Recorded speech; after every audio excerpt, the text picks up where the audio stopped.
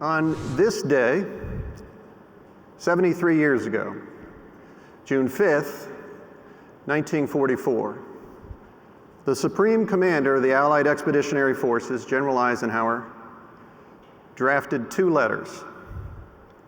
Each letter reflected on the mission General Eisenhower would execute the following morning, D-Day. Operation Overlord was fueled by some of the most important maps and charts and imagery intelligence in history, annotated defensive positions for targeting, terrain models for cliffside assaults, landing zones for gliders and paratroopers. With such knowledge and insight, General Eisenhower optimized his understanding of the adversary and minimized the adversary's understanding of his intent and his capabilities. Max your awareness, counter theirs. That's always been the equation. Now back to those letters. This is the one that he didn't use. My decision to attack at this time and place was based on the best information available. The troops did all that bravery and devotion to duty could do. If any blame or fault attaches to the attempt, it is mine alone. Now this reflection on D-Day is a poignant reminder of who we are and who we must be as an intelligence community and as a combat support agency.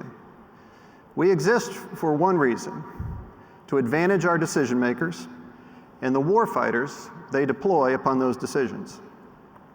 And when those deployments transition from defend to defeat, we must ensure that their fight is not fair and that we have the upper hand.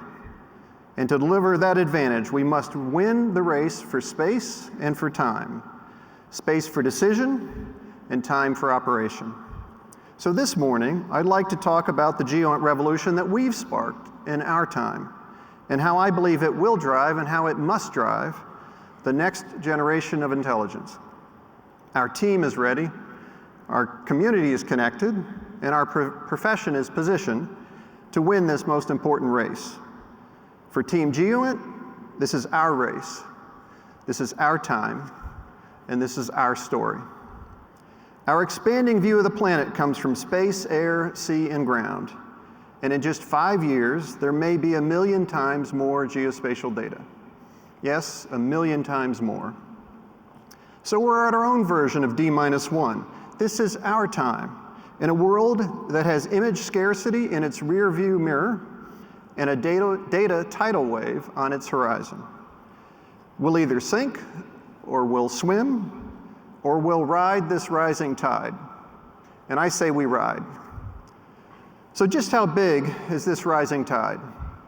Here's one way to think about it. If we attempted to manually exploit all of the imagery we'll collect over the next 20 years, we'd need 8 million imagery analysts. Even now, every day in just one combat theater, with a single sensor, we collect the data equivalent of 3 NFL seasons in high definition. So imagine a coach trying to understand the strategy of his opponent by watching a game, and every play for 3 seasons, all in a single day. Because remember, another 3 seasons are coming tomorrow. That's exactly what we ask our analysts to do today when we don't augment them with automation. All this data, combined with dramatic improvements in computing power, represent a phenomenal opportunity to do and to achieve even more. We know more about our planet and any given emerging threat than at any time in our history. And we'll be able to anticipate opportunities and threats as we provide true decision advantage over our adversaries.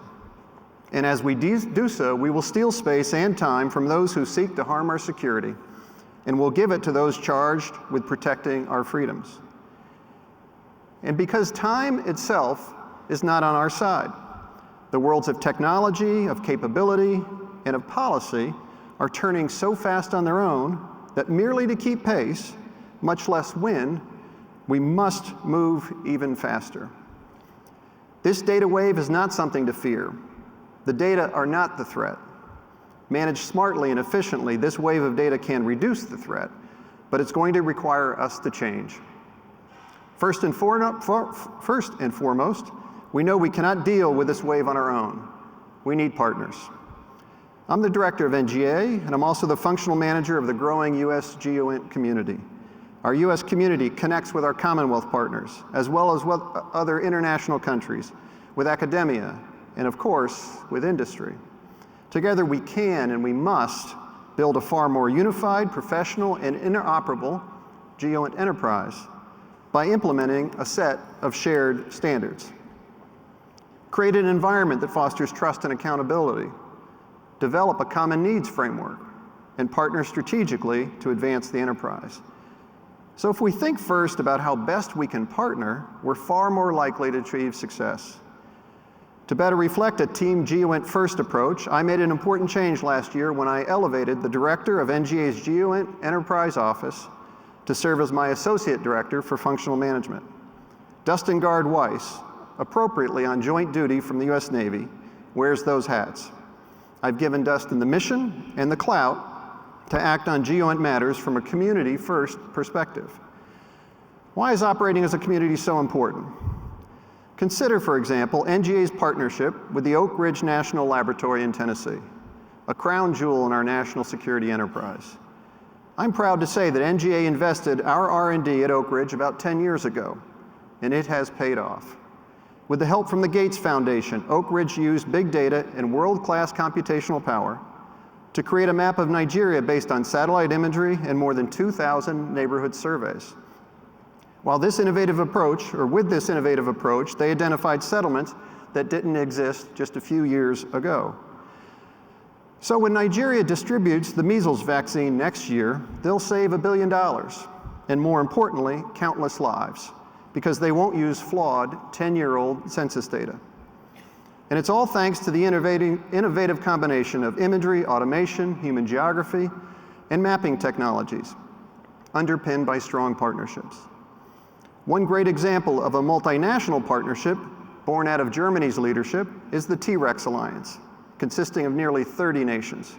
It will lead to the most comprehensive digital elevation matrix, or DEM, of our planet in history.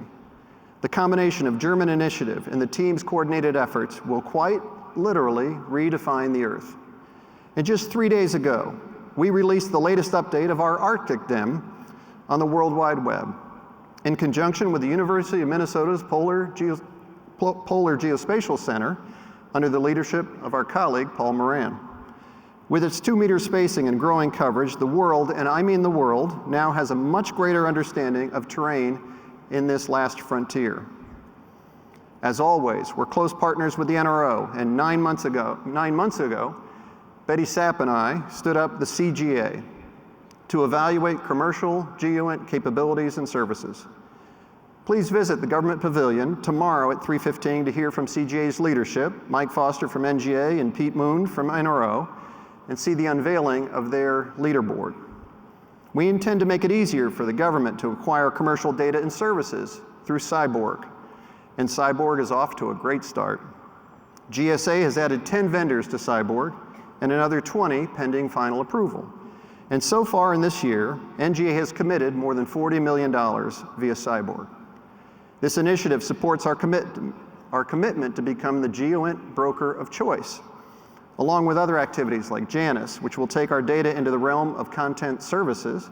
Cyborg provides a gateway for our GEOINT suppliers.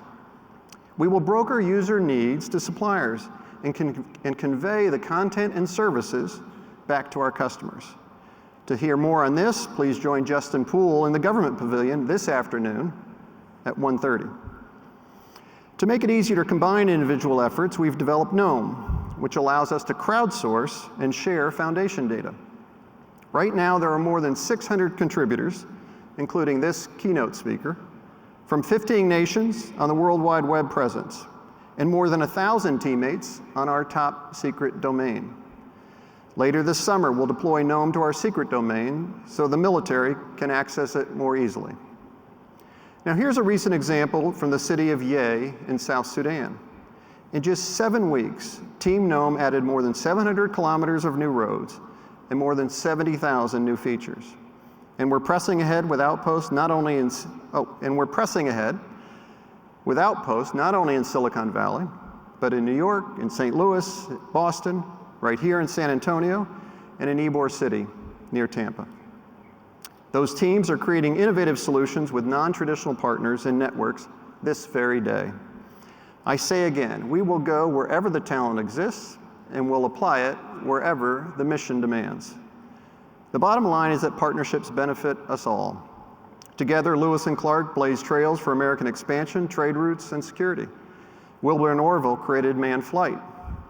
And Sergey and Larry's collaboration now allows us to find routine knowledge in seconds. So partnerships are a necessity for Team GEOINT to ride this rising wave of data. This is our time, and this is our story.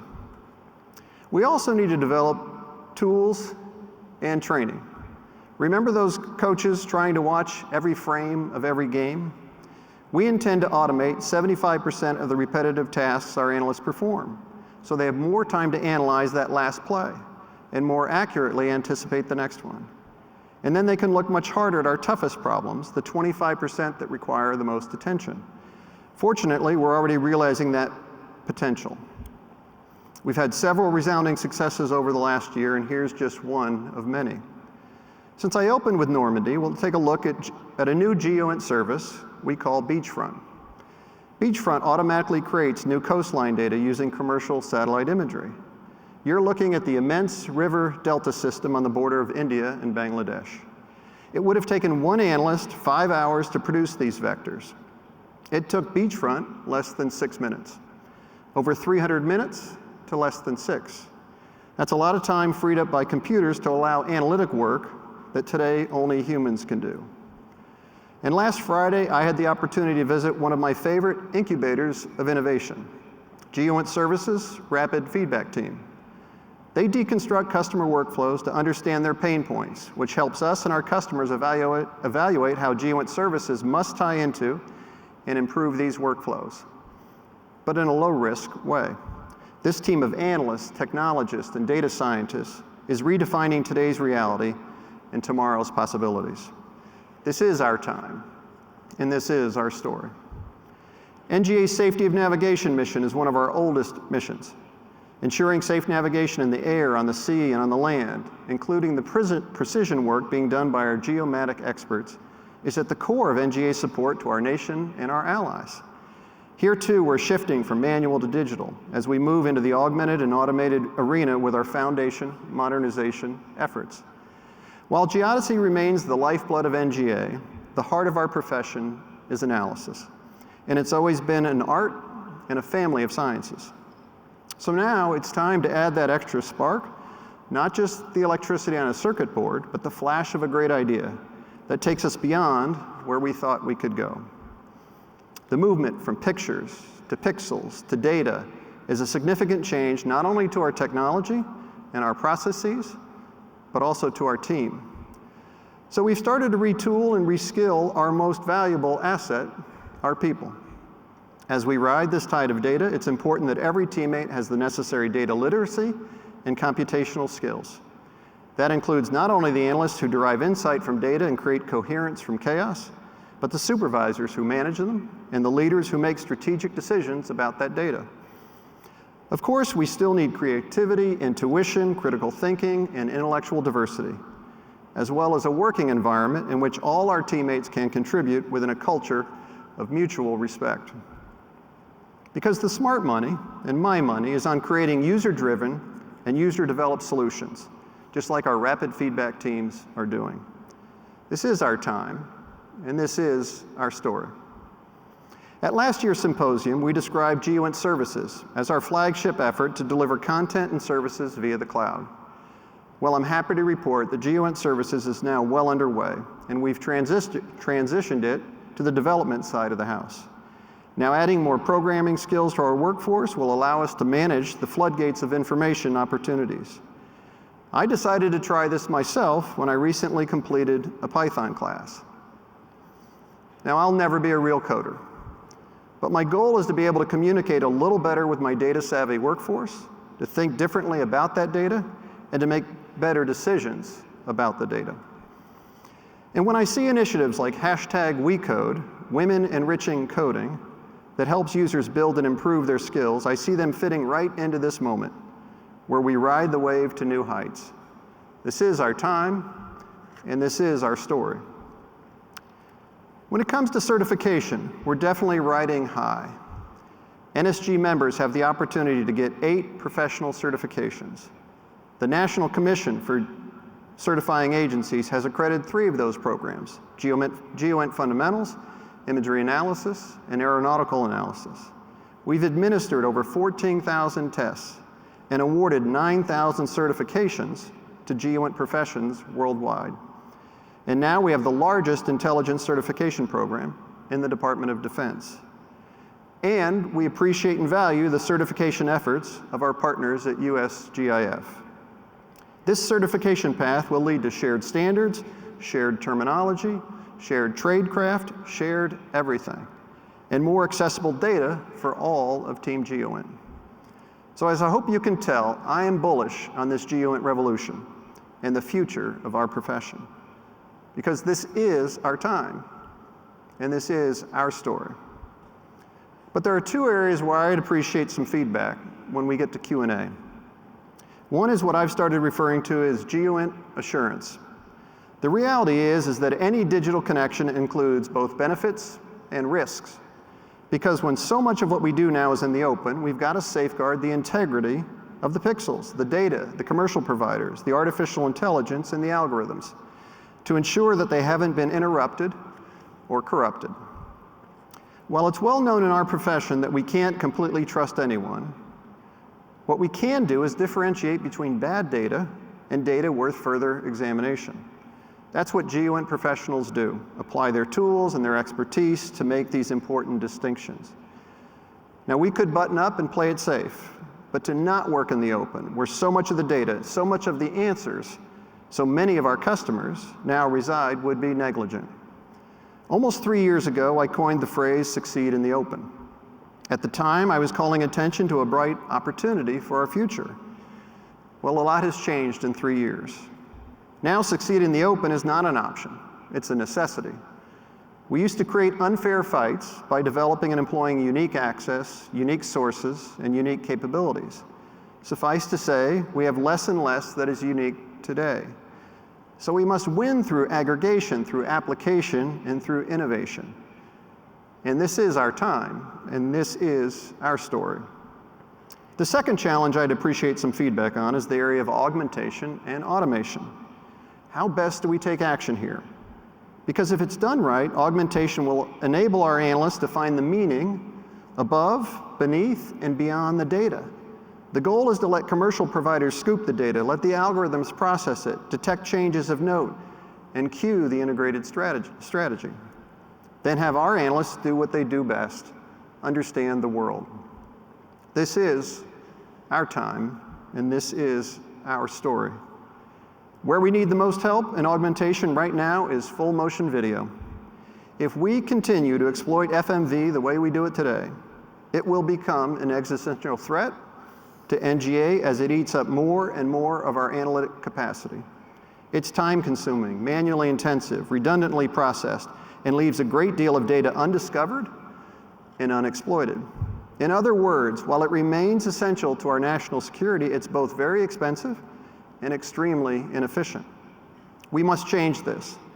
So I just named Buzz Roberts as our new Director of Artificial Intelligence, Automation, and Augmentation. And his first challenge is to deliver FMV automation.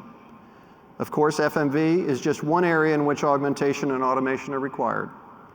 As we identify which jobs have tasks and elements that are repetitive and follow rule-based determined patterns, we need industry and academia to help us identify those specific activities that can be automated. How can we best analyze the cost-benefit ratio for proposed augmentation and automation solutions? We are investing in this now, and we will invest more next year, and your thoughts are very welcome. That leads to an idea I'd like to share with you. This is intended to fundamentally change Team GEOINT, to build a new entity that we can create together, a public-private partnership. That term has been used in different ways over the years, but in this case, I'm talking about an innovative, interdependent relationship between NGA and industry that supports and advances both our capabilities. NGA sits on an amazing and broadly untapped resource. We have labeled imagery, GIS data, GEOINT analysis going back decades. In a world of deep learning, historic data and ground truth are immensely valuable. Some have even called such data the new oil. At the same time, we know that industry has valuable data, as well as talent, creativity, and ability to make something out of nothing. We must tap into that. So we propose to create a data brokerage. NGA would invest our data, our analysis, even our data exhaust with new startups, existing companies, and schools. The goal is to obtain a return on that data invested in the form of new algorithms, new trained machine vision, or new applications. Our approach to this initiative is now in formation, and we look forward to developing this type of data-centric synergy with all interested parties. It's a bold idea with many challenges, from authorities to declassification to licensing. It falls into a category of taking a risk. But this is our time, and this is our story. So I've assigned Dr. Anthony Vinci to address these challenges and bring about this new public-private partnership. To help do that, we're creating an Office of Ventures and Innovation under Anthony, which I'll task with driving innovation, both internally and with our commercial partners. And I'm pleased to announce that we've recruited Dr. David Bray to lead that office next month. David's a true change agent, currently serving as the CIO of the FCC, and I expect big things from David. But we can't, and he won't, do it alone. We need your thoughts and your feedback. What data do you want? Do you want to invest your data alongside ours? What can we create together? So it's the start of a conversation that we look forward to having with you. And please come by the Government Pavilion today at 3:30 to hear more from Anthony. In the spirit of this new partnership, let me tell you about a data challenge we're about to roll out. Illegal trafficking of all types, whether it's people, wildlife, drugs, money, or weapons, is an enduring global problem. Our challenge, simply stated, is this: using your knowledge, your skills, resources, open source material, how would you help NGA and our partners model, track, and deter trafficking? We'll run this in the same manner as our hackathons, with a team of experts assembled to judge the submissions. And let's consider this challenge a preview of that public-private partnership, because for the prize, we're not simply awarding money. You would be able to participate in a cooperative data project with NGA. We'll negotiate the release of this unique NGA data set. You'll be able to share the outcome of the cooperative project. Now, big data is clearly the new coin of the realm, and we all need to invest in it wisely. So look for details on our trafficking data challenge in the very near future. This is our time, and this is our story. As the current stewards of our profession, we look to the future, but it's important to remember the past. We know that we stand on the shoulders of giants. And today, on the eve of D-Day's anniversary, it's worth a couple of minutes to acknowledge our World War II predecessors. One such group was the U.S. Army Map Service civilian women cartographers. I was privileged to induct all 224 of them into the Geospatial-Intelligence Hall of Fame last October. At a ceremony we held at our Virginia headquarters, we honored our inductees without asking them to do or say anything.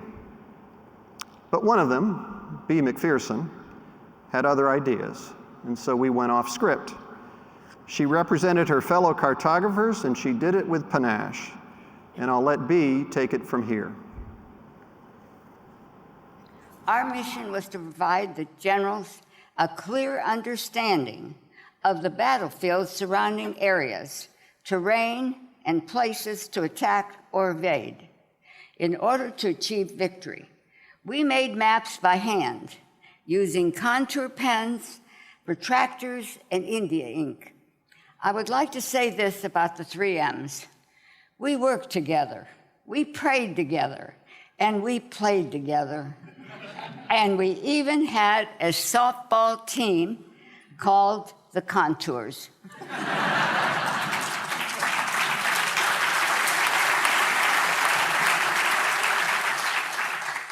I was the catcher, but my nails were too long. Our country was at the forefront of our minds. We believed in our country We protected our country, and we wanted to do our part, our very best, our patriotic duty. B, we're proud to carry on that patriotic duty like a baton in our collective race. Please join me in a big hand for the U.S. Army Map Service Civilian Women Cartographers.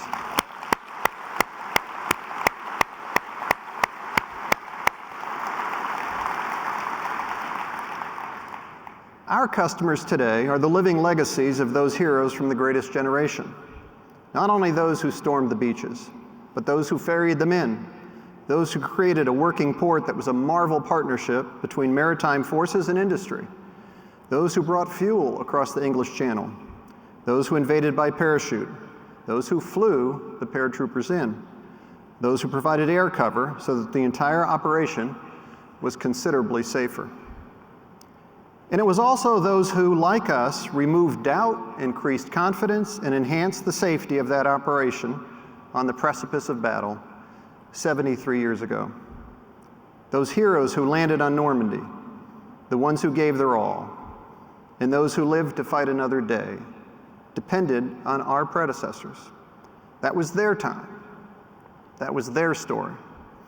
And today, our partners and our customers depend on us, because this is our time and this is our story. Now recall the two letters General Eisenhower drafted. Here's the one that he published. Soldiers, sailors, and airmen of the Allied Expeditionary Force, the eyes of the world are upon you. The hopes and prayers of liberty-loving people everywhere march with you. You will bring about security for ourselves in a free world. In a world where so many things divide us, our mission brings us together. It unites our community and our focus. It reminds us just how closely connected we all are. And if we can do more than just see these connections, if we can honor them, if we can strengthen them, then that unity of purpose will inspire and propel us onward. That unity will develop and deliver the next generation of intelligence that the world demands and our customers deserve. It's also what connects us to this moment, to this gathering place, to this GEOINT symposium, because this is our time and this is our story. What's different now is that operations today don't have such clear-cut timelines as Operation Overlord. Tomorrow, we must enable our customers to hit the beach and clear that beach and secure that beach around the clock every single day.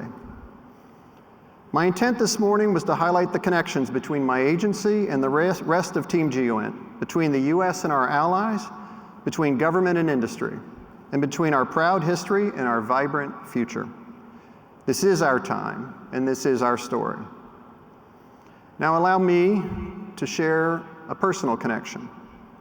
When I think of who inspires me, what connects me to my past, what compels me to the future, I think of this picture. It was taken 11 years after D-Day. In it, President Eisenhower hands a diploma to a newly minted second lieutenant, Richard Cardillo, my father. And passing on that duty and the privilege to represent our ideals and to defend our freedom. I see that diploma as a baton, and it's our turn to run as fast as we can and to win, because this is our time and this is our story.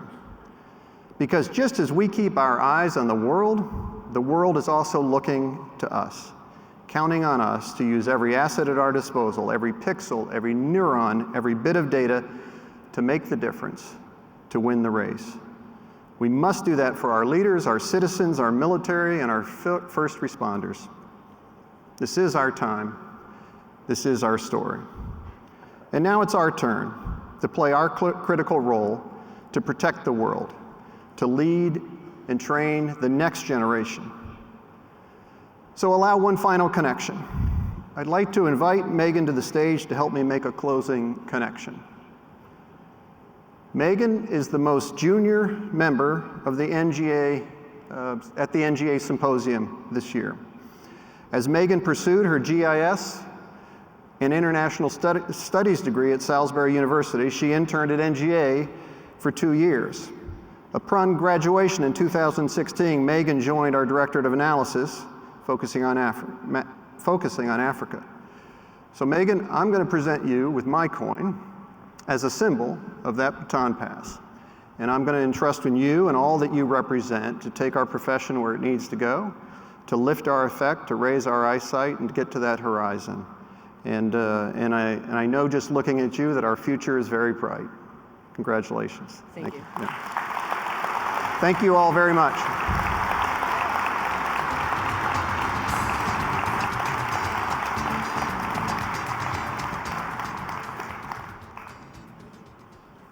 So a few of us were diverted on our way to San Antonio on Friday, and to show you how crackerjack Megan is as an analyst, as we got off the plane, Megan was location aware and realized she was in Houston, and immediately was standing next to me where I met her for the first time and says, "Do you need a ride?" And we had the joyous of Megan teaching us for 4 hours.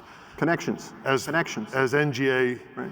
worked the barrier that Bill Shatner and I talked about this morning. Which gets us, Robert, to say thank you for setting the table with all of the items that you teed up. We recognize historically and today the importance of the human factor in your workforce, and you spoke a lot about recognizing and taking care of them. Spend a little bit more time about the role of the analyst as we sort of spot these disruptions. There was an elephant in the room yesterday, and GEOINT went forward around that disruption because the technologists were both good and bad. Yeah. So some have heard this before, but I joined this team in 1983, and even then, and I saw the state of the art in 1987 with Mr. Shatner. I was told don't completely unbox my 2 magnifiers and my grease pencils because the robot was going to come in shortly and take over my job 34 years ago. And so clearly we've had some missteps along the way with some outsized expectations and under deliveries. Here's what I say to my analytic cadre today and to my teammates in industry who do the same. We are at that moment. I mean, it isn't tomorrow, it's today. And the driving force behind this moment, quite frankly, is this audience. And the commercial industry that's realizing that potential that I heard about in 1983. And those who worry, perhaps, oh, I need to box up and leave this profession is completely missing the point. Quite frankly, you should see this as a liberation. We're going to take away the pedestrian task, those repetitive tasks. We're going to lift you to a different playing field where you can see more broadly and more clearly and anticipate tomorrow as much as described today. So this is why we've put these teams together, interdisciplinary teams, to have that ongoing development, that ops development cycle, so that the mission can drive the technology and then the technology can enable the mission. Thursday morning, you've offered to host a classified session of this conference. And Thursday morning, you'll talk to a small subset of the group in the classified environment. So thank you for that opportunity. And you might say, here's a little bit about what I'm thinking for that audience in terms of how important it is the message on that side of the green door, and then come back to say, the focus this morning you had about open, right. We ask you to seamlessly work in both of those camps while providing a differentiator. Yeah. So my intent Thursday and at any time that I welcome in partners to our agency is to share the one thing that we do have that is unique, and it's mission. And while I talk a lot about what's different, what we don't have, the advantages that have atrophied over the years because of the growing technology playing field being leveled. That has not changed. And so again, whether it was the 5th of June, 1944, or it's Thursday morning in San Antonio, Texas, that's what we want to share with you, because I'm a big believer, because it's always worked for me, that if I knew the outcome for which I was working, I could do that work much better. And so we want to open up a little bit and share with you the mission that you're supporting to better enable you to come back and give us even additional help. When you say the word open at your staff meeting, two-thirds of the, I'm imagining two-thirds of the people around the table are smiling and nodding and say, "Sir, I get it." There's some cybersecurity people who sort of say, we cannot allow the director to have these thoughts. We must protect him from this change. Yes, and they're right. They're right. And I'm a learning organism, all right? And so, you're a Python-trained learning organism. Well, a little bit. But as I said in my remarks, I was making a leap because of what I saw was open opportunity. And I was anxious to take advantage of that open opportunity. And you could do that too anxiously, right? If you did that without care, without diligence, right? You would create too much risk versus the benefit that you gained. Right. Thus, learning organism, GEOINT assurance, has been now a rallying point for our agency and our profession to think about just that risk. And so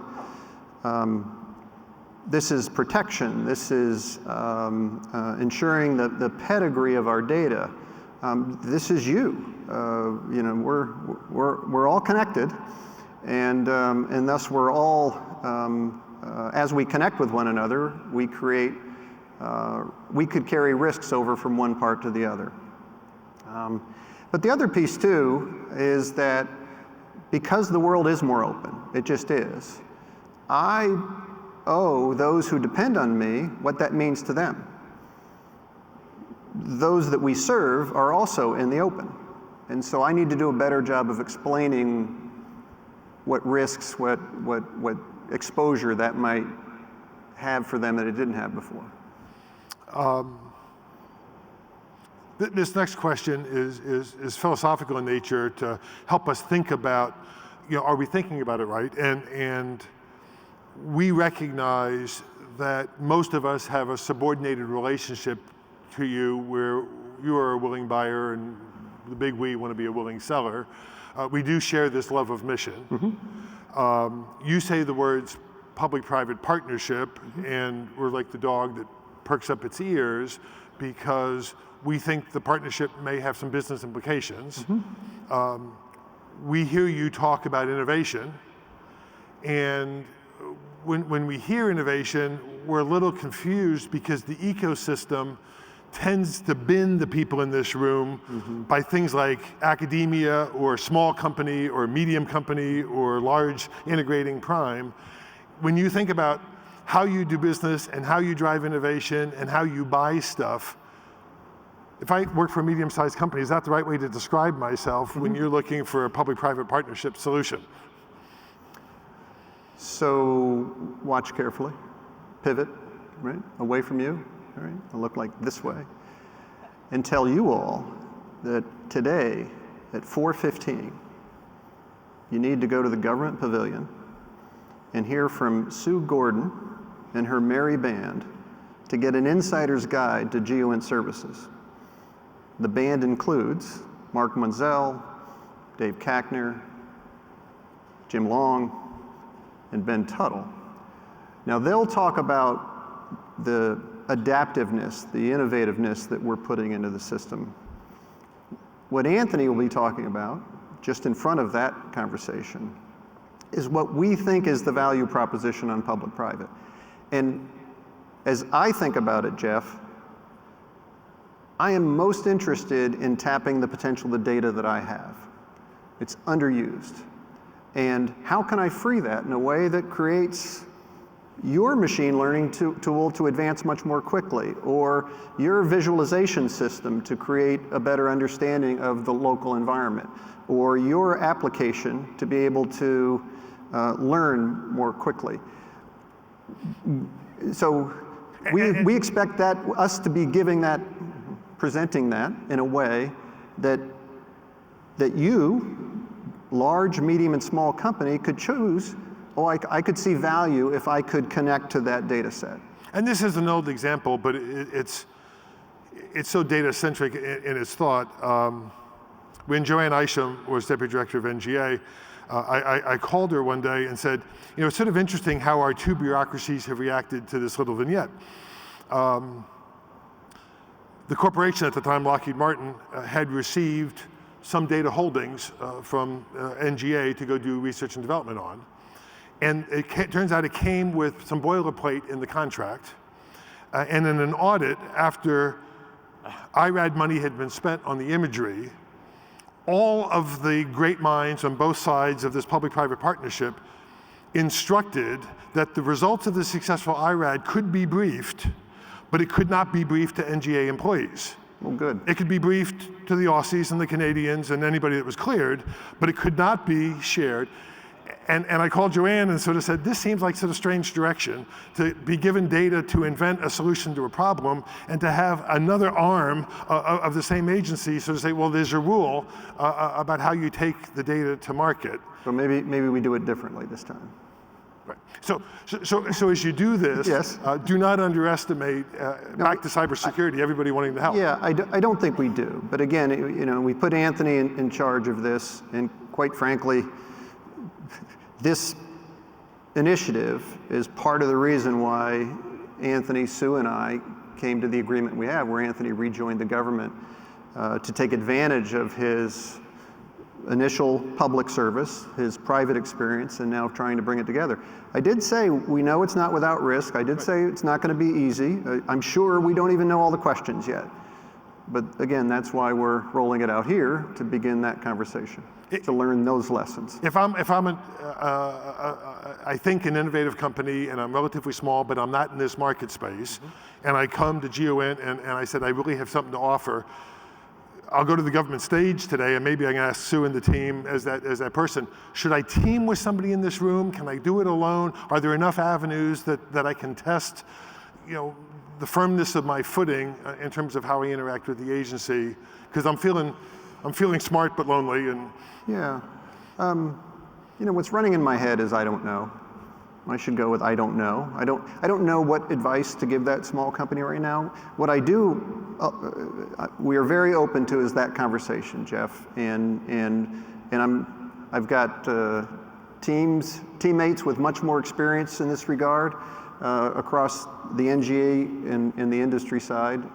So we're just open to the conversation. And my guess is it's not a single answer. Okay. But it's a conversation, and I think it's a conversation that we want to continue this afternoon, because what Jeff Lay notices as we fill up the exhibit hall is we get companies that are not typically in this space, and they talk to each other, and we see the mashups that you described, and now that they have opportunities to leverage your data holdings, they'll just say, should we do it on our own nickel, or should it be part of the partnership, because they're chasing what they think is a commercial dream. At the same time, you know, they can come in to the fabric that you described this morning. What you said. The importance of time and location. This morning you said it is our time, and NGA brings time and location together better than anybody else. Thank you. Is it as big a deal as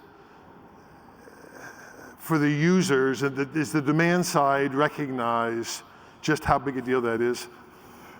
Oh, I think so. I mean, the beauty of this moment is that we're, you know, I talked about the innovative teaming that we're doing inside and that we're doing with industry. We're also doing it with our customers and our mission partners. Some of you may not know that 25% of the teammates that are NGA employees are with our customers. And that's been a model we've had for over 10 years now, and it's, and the return on that investment in their mission space is invaluable. So that demand is there. And let's face it too, quite frankly, as the world digitizes, one could argue that we're in a similar place to where our SIGINT brethren were as the internet changed the digital fabric of the planet. And yeah, there's some risk there, and there's some downside to that. But just think of the opportunity that when we can connect the sensing with that mission, we can advance people beyond today and move them into tomorrow. Buzz Roberts, machine learning, the stuff that you've asked Peter and the R&D guys to do. As you expose data and this new ecosystem of algorithm developers start coming back with answers, you suggest you're ready to embrace that change? Oh, now. No, I mean now. Now. Today. So now. Thank you for your service to the country. I will allow you to do closing remarks. Thank you.